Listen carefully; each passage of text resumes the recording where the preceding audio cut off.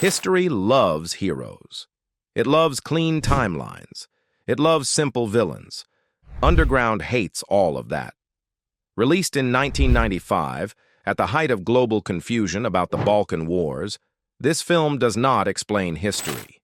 It mocks it. This is not a war movie. It is not a political drama. It is not even satire in the safe sense. It is a funeral march for truth. Underground does not ask who was right. It asks who controlled the story.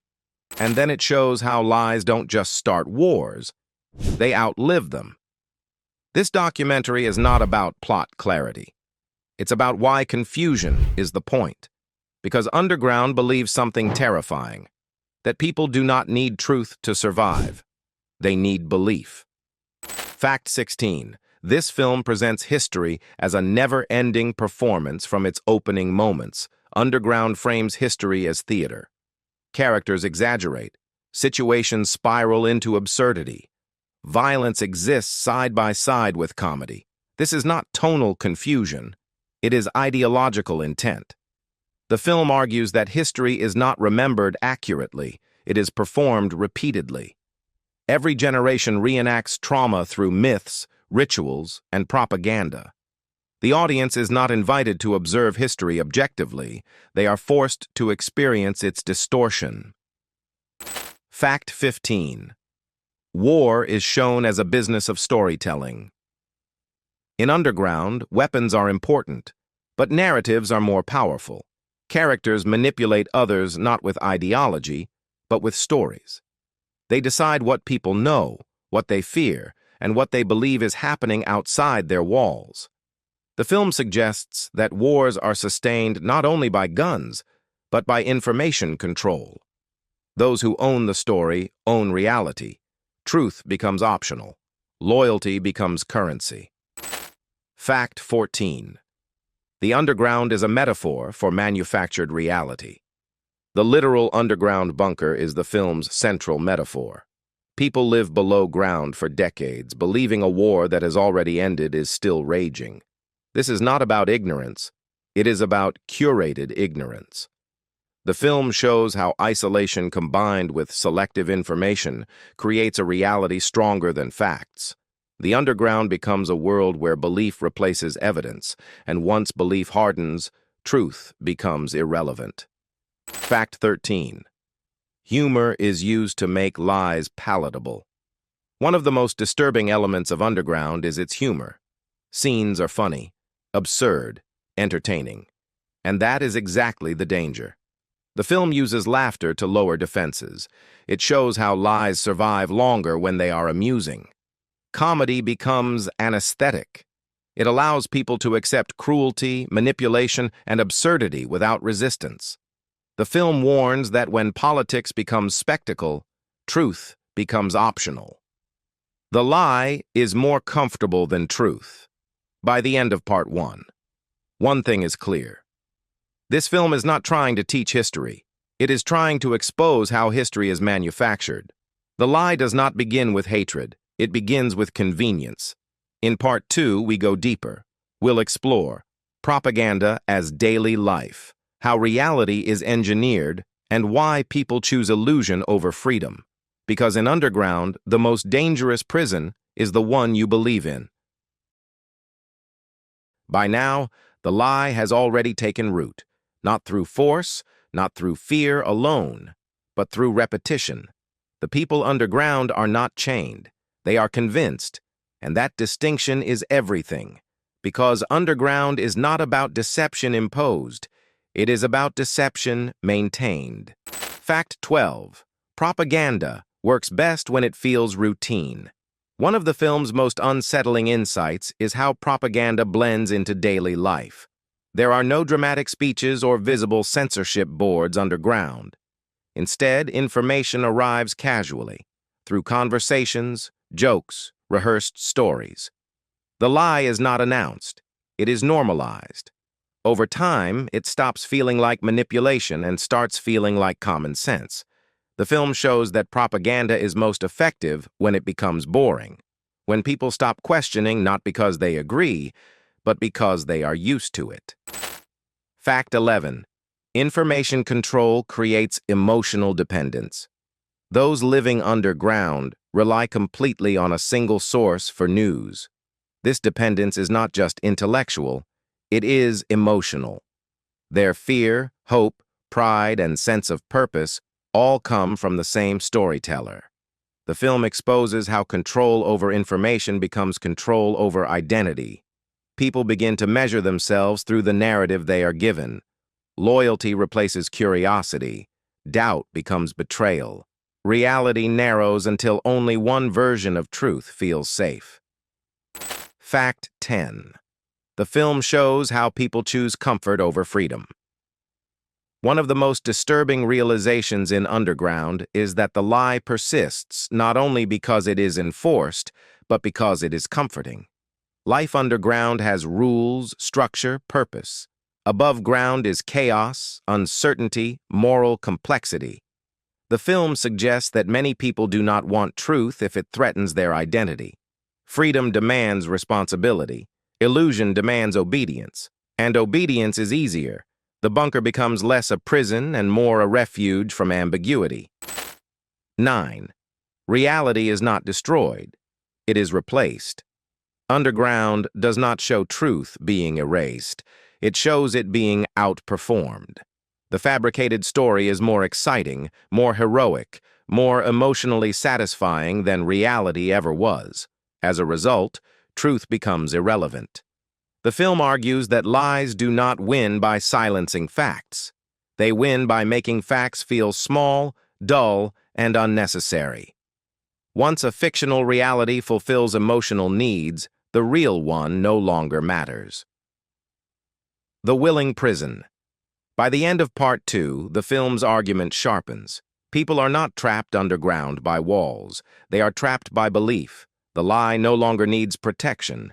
It protects itself. In Part 3, the consequences deepen.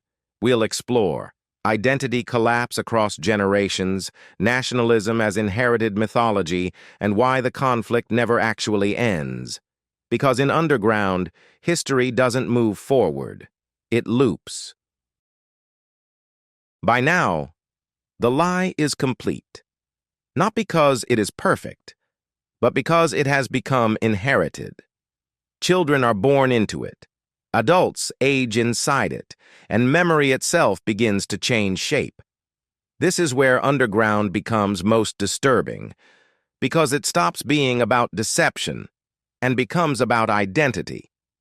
8. Identity in the film is built from fiction, not experience. In Underground, people define themselves through stories they never lived. Their sense of heroism, sacrifice, and belonging is shaped entirely by narratives passed down to them. The underground residents believe they are veterans of a war that no longer exists. Their identity is not based on reality but on repetition. The film shows how identity becomes performative, a role maintained for coherence rather than truth. Once identity is constructed this way, challenging the lie feels like an attack on the self. Fact 7. Nationalism is portrayed as an inherited delusion. The film presents nationalism not as political belief, but as emotional inheritance. It is learned unconsciously, passed like a family trait. Songs, rituals, slogans, and enemies are inherited before critical thinking ever begins.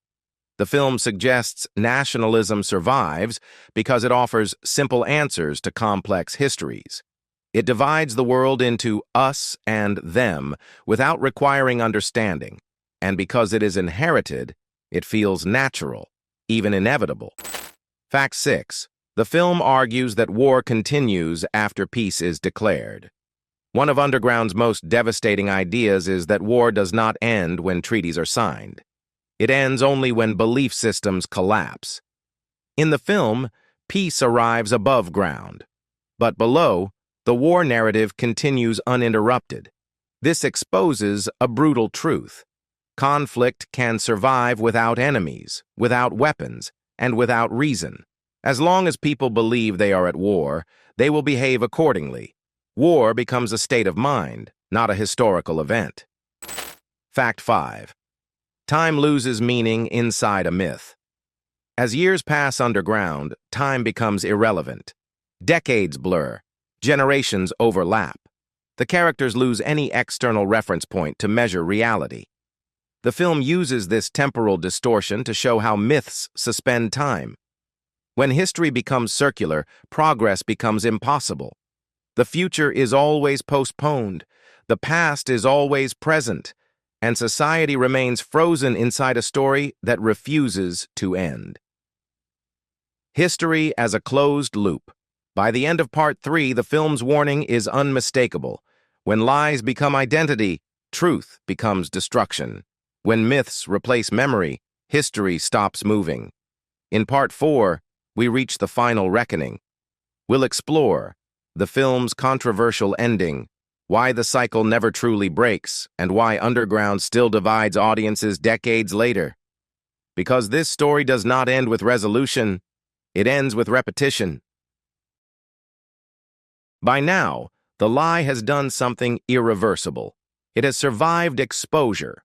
It has survived time. It has survived truth itself. This is where Underground stops being a story and becomes a diagnosis, because the film's final act does not ask how the lie began. It asks something far more disturbing. What if the lie never ends? Fact 4. The film's ending refuses to break the cycle. Most historical films move toward resolution. A lesson is learned. A mistake is acknowledged. A chapter closes. Underground does the opposite. Its ending does not heal history. It repeats it. The final images suggest separation, rebirth, and renewal. But they are fragile, almost mocking. The land itself fractures, drifting away like memory untethered from responsibility. The film implies that history does not correct itself. It simply rearranges its symbols. The same characters, the same myths, the same songs, only the context changes. There is no escape hatch, only continuation. Fact 3. No character is fully innocent, and that is the point. Audiences often search for moral anchors in political films. Heroes, villains, victims. Underground denies all three. Every character participates in the lie. Some by creating it, some by spreading it, some by choosing not to question it. The film refuses to simplify guilt. It suggests that systems of deception do not survive on villains alone. They survive on participation. This is deeply uncomfortable because it removes moral distance between the audience and the story. The film does not allow viewers to say, "I would have known better." It shows how easily survival, loyalty, and identity can override truth. Fact 2. The film treats history as a self-feeding machine. One of Underground's bleakest claims is that history does not need intent to repeat itself. It needs habit. Narratives feed new narratives. Trauma feeds mythology. Mythology feeds violence. Violence feeds new trauma. The machine does not stop because no one knows how to turn it off. The film suggests that even when lies are exposed, they are rarely dismantled. They are rebranded, reframed, absorbed. Truth does not defeat falsehood. It is often absorbed by it. Fact 1. Underground is not about Yugoslavia. It is about humanity. Although rooted in Balkan history, Underground refuses to be confined to geography. The film is not saying this happened there. It is saying this happens everywhere. Whenever history is simplified, whenever identity is built on myth, whenever people choose belonging over truth. The underground is not a place. It is a condition, a psychological state where reality becomes negotiable and belief becomes law. That is why the film still unsettles audiences decades later. Because it does not age, it repeats. Why this film still divides the world. Underground is loved and hated for the same reason.